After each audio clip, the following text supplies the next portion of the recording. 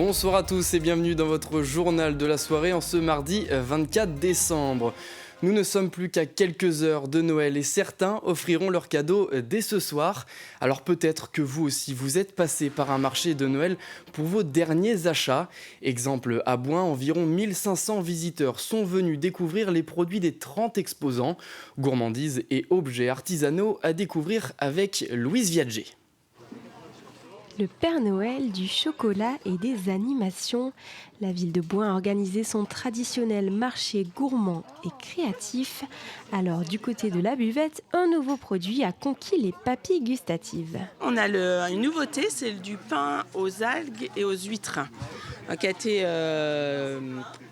fait en fin d'année, cette année, suite à une réflexion d'un ostréiculteur, d'un restaurateur et d'une personne qui a une société de viande sur les huîtres qui étaient non consommées, les gros calibres. Donc ils se sont penchés sur la question et est né un pain aux algues et aux huîtres qu'on fait déguster et qui est mis sur le marché là, depuis décembre. Parmi les animations, les visiteurs ont forcément remarqué une grande machine pour aiguiser les couteaux. L'association Le Savoir-faire de nos anciens a fait une démonstration d'un métier disparu. Le rémuleur, c'était un métier ambulant qui a existé jusqu'aux environs des années 70. On en voyait encore assez fréquemment dans les campagnes et même dans les villes. Et les gens alentours amenaient leurs couteaux, leurs ciseaux à affûter et à aiguiser. Voilà. C'était ce métier. Noël s'invitait aussi à la médiathèque de la ville. Pour la première fois, plusieurs centaines de livres étaient mis en vente au profit du Téléthon, prix et participation libre. C'est pour le Téléthon. Alors, en prenant des livres, on a toujours besoin de livres.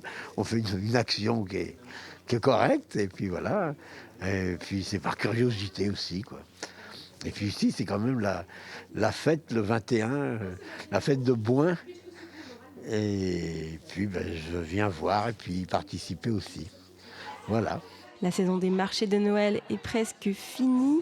Il faudra patienter jusqu'à l'année prochaine pour revivre la magie des fêtes. Allez, continuons de parler de Noël avec cette parade XXL. 45 tracteurs décorés et illuminés aux couleurs de Noël ont défilé entre Chaland et la Garnache. Alors que l'année 2024 a été rude pour les agriculteurs, entre manifestations et mauvaises conditions météo, c'était une manière pour les jeunes agriculteurs du canton de Chalangois, Pays de Mont, de penser à autre chose. Et nombreux sont ceux qui ont pu y assister. Regardez. On gêne un petit peu la circulation, faut le dire. Mais après, à côté de ça, les gens en prennent plein les yeux, les enfants aussi. Donc, je pense qu'on est victime de notre succès ce soir-là. On ne pensait pas avoir autant de gens. L'année était difficile, on est resté sur les exploitations et on n'a fait aucune manifestation sur l'année 2024. Il y en avait plein de prévues. Il y avait des sorties, il y avait des raclettes, tout ça, enfin des choses un petit peu locales et on n'a rien fait. Il a fallu qu'on fasse quelque chose au moins pour cette fin d'année qui marque un petit peu les esprits, quoi. On fait un défilé de tracteurs décorés pour montrer en fin d'année difficile que pour donner de la joie et de la bonne humeur aux gens et les enfants sont contents. Là, on avait pour objectif de bloquer les voitures pour pas que ça, dans le cortège, pour pas qu'il y ait de voitures et que ça soit que des tracteurs et que ça reste que des tracteurs. Donc voilà. Entre guillemets, respecter la sécurité, quoi, pour pas qu'il y ait de blessés, ni qu'il y ait d'accidents ou quoi. Surtout la circulation et faire attention à ce qui se passe autour, quoi. Et ça y est, les deux skippers en tête du Vendée Globe ont passé le 3e et dernier cap. À minuit 27, heure française, Johan Richomme est le premier de la flotte à avoir franchi le mythique Cap Horn. Il établit un nouveau record après un peu plus de 43 jours de course. C'est 3 jours de mieux qu'Armel Lecléache qui détenait le record depuis 2016. Juste derrière Johan Richomme, Charlie Dalin, lui, emboîtait le pas seulement 9 minutes et 30 secondes plus tard. Il est le deuxième skipper à franchir le cap. Ils entament tous les deux désormais la remontée de l'Atlantique, dernière ligne droite. On a fait le Cap Horn, quoi. En tête, un truc de malade. La remontada, quoi. Au Halloween, j'avais 24 heures de retard. Et là, je passe à quelques minutes d'avance. C'est génial. Trop bien ce tour du monde. Toi, il n'y a plus qu'à rentrer.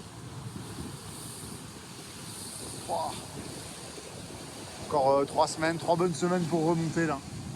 C'est une belle bagarre avec Charlie. Et le troisième de la course, Sébastien Simon, sur Groupe du Breuil, devrait quant à lui franchir le cap demain dans la matinée. Et si vous voulez suivre la course plus en détail, retrouvez juste après cette édition le journal du Vendée Globe, présenté par Alexandre Lenaour. Une nouvelle convention a été signée par les représentants de la communauté de communes de Vendée Grand Littoral et les pays des Achards. Cette aide européenne de près d'1 million d'euros sur 50 sera investie dans l'environnement, l'innovation, mais aussi le développement d'activités économiques. On a bénéficié sur notre café communal, Dernier Commerce, qu'on a recréé, parce qu'autrefois il y avait un ancien café à cet emplacement. Donc on a créé ce café-épicerie communal en aménageant notre cœur de bourg en même temps. Donc on a bénéficié de toutes les aides, y compris les aides européennes. Donc à l'époque, on a bénéficié d'une subvention de 35 000 euros. C'est pas négligeable et voilà, il a fallu le temps parce que les dossiers sont assez complexes à monter, le président l'a dit tout à l'heure, mais on en a bénéficié quand même très très rapidement vu qu'on était des petites communes de 500 habitants, voilà, c'était vraiment appréciable. Allez, pour terminer ce journal, je vous propose de passer des fêtes de Noël 100% vendéennes. Et ça se passe ici, sur TV Vendée, au programme de la danse, avec le spectacle Fuego, de l'opéra, mais aussi du rire, avec la diffusion du gala des nouveaux talents du festival de l'air d'en rire. Regardez. L'avantage quand tu traverses une dépression, enfin des moments comme ça t'aide à prendre du recul un petit peu sur ta vie, sur le sens de ta vie. Moi là, j'arrête pas de prendre des grandes décisions en ce moment dans ma vie. J'ai décidé d'être plus honnête, par exemple, tu vois, d'être plus honnête avec mes proches, avec mon entourage. Par exemple, j'arrête de dire à mes enfants que je les aime autant l'un que l'autre. Parce qu'ils le savent. Que je préfère ma fille à mon fils. Non, non, vraiment, ma fille est une meilleure personne. Non, mais je trouve ça plus honnête. Non, mais c'est vrai, faut être honnête. Moi, je viens d'une famille de 4 enfants, d'accord ? On est 3 filles, un garçon, je suis la petite dernière. Et mes parents, ils ont un classement. Et ils veulent pas l'avouer. Et ça me rend tellement dingue. Moi, je suis tout à fait d'accord avec l'idée qu'un classement existe. Je suis un peu moins d'accord avec ma place dans le classement. Mais je suis pas la préférée, quoi. Je le sais parce que c'est moi qui tiens les scores. Et c'est ma grande sœur, la préférée, l'aînée. Voilà. Mes parents me l'ont pas dit officiellement, mais ma grande sœur, c'est leur fond d'écran d'ordinateur. C'est la fin de cette édition. Merci de l'avoir suivi. Je vous souhaite un très bon réveillon à tous et très bonne soirée sur TV Vendée. À jeudi.